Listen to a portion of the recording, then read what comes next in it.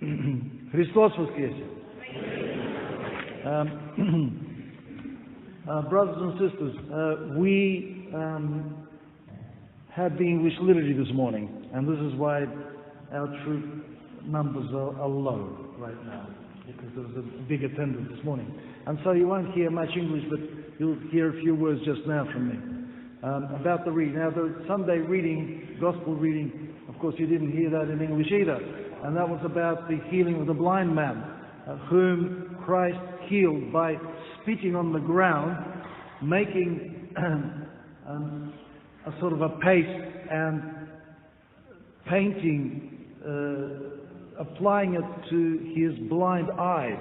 And then he said, go to the pool of Siloam and wash yourself. Now, to me, that always spoke of what blinds us all. It's the earth. That's why Christ spits on it. You know, in the service of baptism, the priest says, blow and spit upon him, on Satan, because we reject, we renounce him. Now, Christ wants us to renounce the earth as well. Not in the full sense, but in our attachment so much that we make the earth number one and spirituality number two. That's wrong. Now, I recently told you about Jordan Peterson. Now, he spoke briefly for about 3 minutes about orthodoxy. Somebody asked him, that's on YouTube, how do you see orthodoxy? Well, he said very succinctly, very concisely, he said, I see that orthodoxy is different from the Western denominations because they see Christianity as a kind of an ideology. Now, you accept this ideology, believe in it, and you're saved. But the Orthodox say, no, it's not enough. You have to take up your cross and follow Christ, and it's uphill. And he says, the Orthodox are the only ones that are serious about talking even about it. So, to follow Christ and carrying our cross, you have to be courageous. You can't have fear. What's fear? Fear within us speaks to us about the presence of death, physical death. That's where all fear comes from, right? Because this is the body, the flesh speaking to us about it. And an example in this particular story is the example of the parents of the man who was born blind and was healed by Christ. When the Pharisees heard about this healing, they summoned the parents and they asked them. They said, is it true that this is your son? They said, yes. Is it true that he was born blind? Yes. Well, how did it happen? Now, they were afraid because they knew that a decision had already been made to expel, exclude, throw out any person who accepted Jesus as the Christ. He was to be excommunicated from the synagogue. So they were scared. And we can't be like them. We have, I said, that fear lives within us because that's the old man. That's the animal within us, the physical being speaking.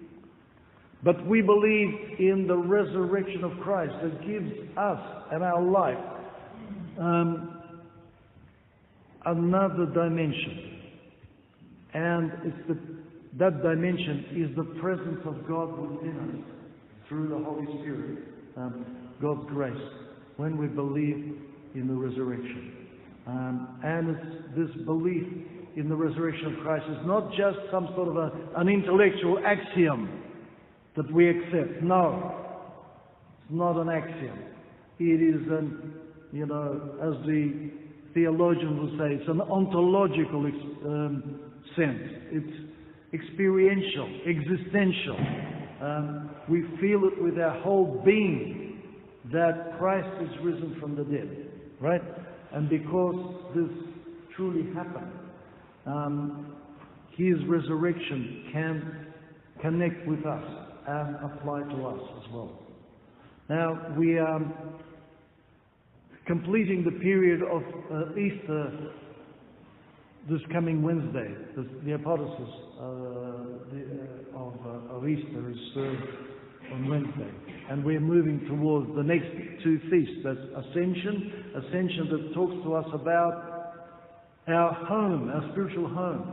Christ, with his ascension, points to heaven and speaks to us about that spiritual dimension. And furthermore, the Pentecost in just a couple of weeks' time speaks to us about the life in grace. That life which is available in the church, of course, in the church sacrament services, prayers, and even our private prayers to some extent, of course.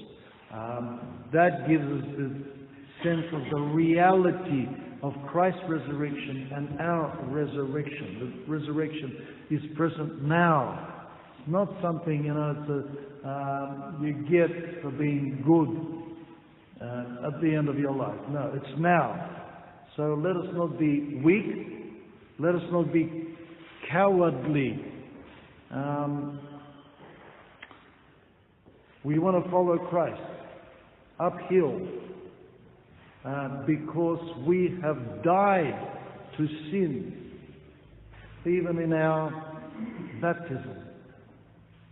Now, every time I do a baptism, and I baptized my grandson yesterday. You see, every time you do a baptism, you think about what it really means. And it is the beginning of that dying to sin. It's not that something happened, a kind of a miracle or a magic thing, bang, and you no longer have sin, or you change into something else. Baptism opens up that potential and declares, this is your program.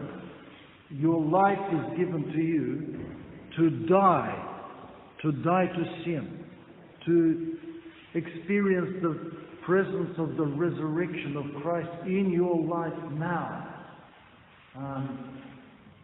Right? That dimension, the other dimension, has to enter into your life now. Christ is risen.